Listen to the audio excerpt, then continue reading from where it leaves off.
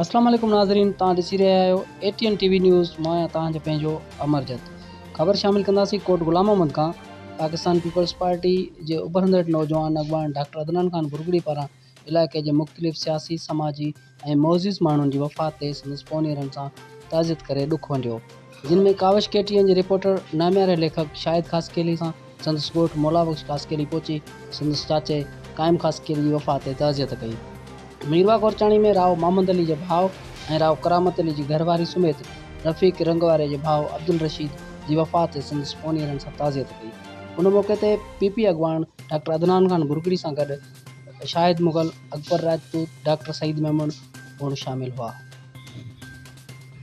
उन मौक़े ते पाकिस्तान पीपल्स पार्टी जे अॻवान डॉक्टर अदनान खान बुरगड़ी चयो त इलाइक़े वासियुनि जे दुख सुख में शामिल थियण खे पंहिंजो फ़र्ज़ु सम्झां थो